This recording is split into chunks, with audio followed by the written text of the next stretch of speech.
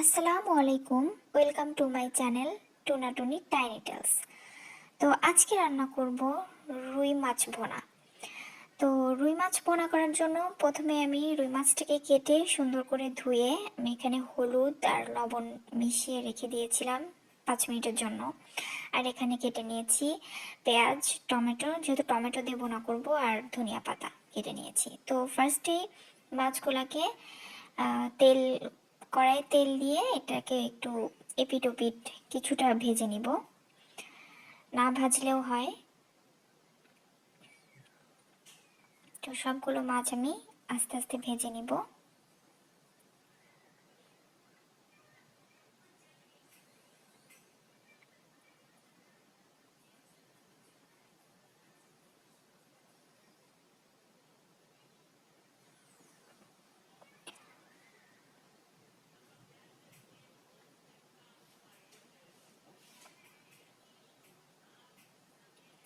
এক পিঠ ভাজা হয়ে গেলে মাছগুলোকে আমি উল্টে দিব।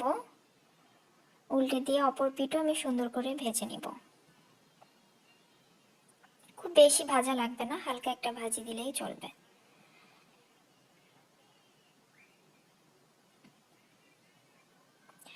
ভাজা হয়ে গিয়েছে, এবার আমি এটা আলাদা একটা পাত্রে তুলে নিব।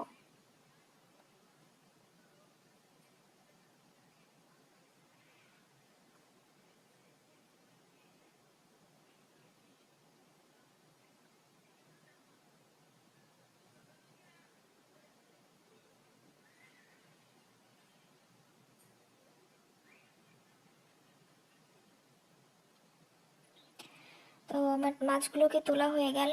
একই তেলের মধ্যে আমি কেটে রাখা পেঁয়াজ কুচিগুলো সব দিয়ে দিব। শুধু পেঁয়াজ আর টমেটো দিয়ে আমি মাছটাকে ভুনা করব।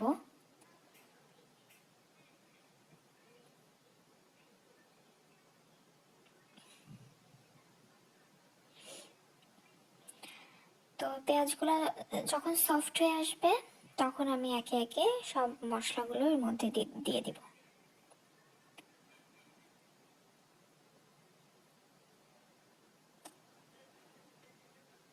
তো সফট হওয়ার জন্য, পেঁয়াজগুলো যাতে খুব তাড়াতাড়ি সফট হয়, জন্য আমি একটু লবণ দিয়ে দিচ্ছি। লবণটা দিয়ে দিলে পেঁয়াজটা খুব তাড়াতাড়ি সফট হয়ে যায়।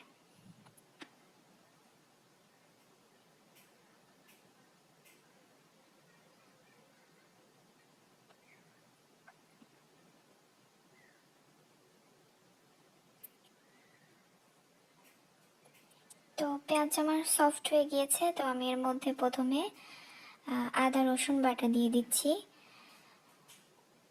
আদা রসুন বাটা দিয়ে দেওয়ার পরে এটাকে সুন্দরভাবে, যে মশলার যে কাঁচা গন্ধটা এটা যাতে না থাকে, এই জন্য আমি ফার্স্টে এটাকে একটু ভেজে নিব।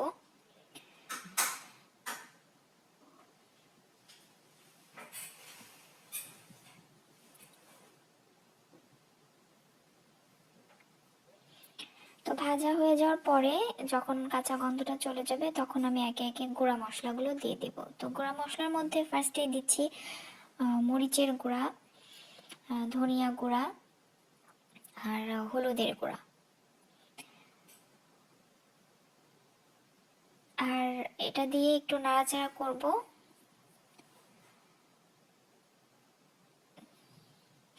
তারপর আমি একটু পানি দিয়ে দিব। পানি দিয়ে দিতে হবে যাতে মশলাটা পুড়ে না যায়, এই জন্য আমি একটু পানি দিয়ে দিলাম।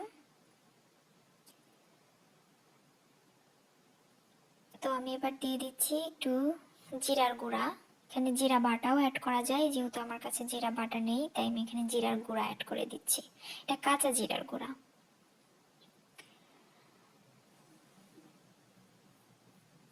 তো এখানে আমার মশলাটা একটু কষে আসছে, তেল উপরে উঠে আসছে।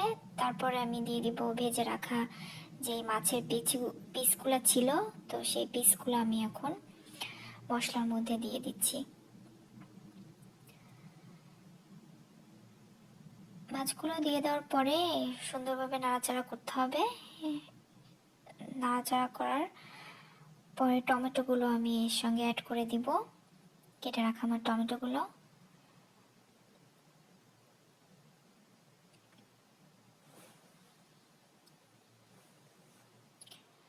টমেটো দেওয়ার পরে একটু নাড়াচাড়া করব।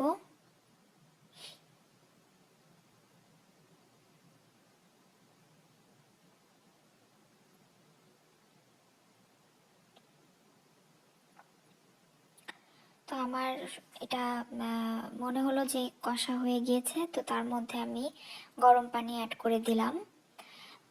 টমেটোটা সেদ্ধ হতে আমার যতটুকু দরকার পানি, আর মাছটা আগে থেকেই ভাজা ছিল, তারপর আর একটু রান্না হওয়ার জন্য আমি যতটুকু পানির প্রয়োজন আমি পানিটুকু দিয়ে দিচ্ছি।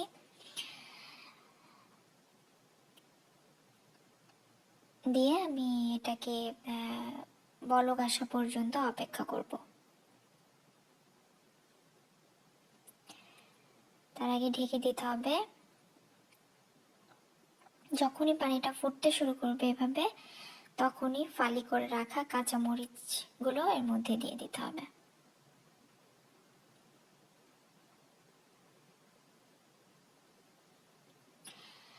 পানি আর একটু কম দিতে হবে, আমার একটু বেশি হয়ে গিয়েছে, আপনারা আর একটু কম পানি দিবেন।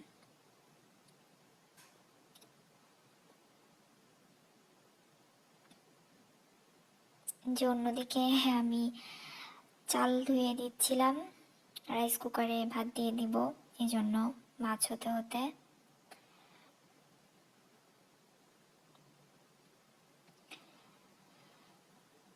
তো এই যে আমার টমেটোটা সেদ্ধ হয়ে গিয়েছে আর মাছটাও হয়ে গেছে, এই জন্য এখন আমি ধনিয়া পাতা দিয়ে দিলাম। ধনিয়া পাতা দেওয়ার পরে 5 মিনিট, 5 মিনিট না 2-3 মিনিট জাল করলেই মাছ ভোনাটা হয়ে যাবে।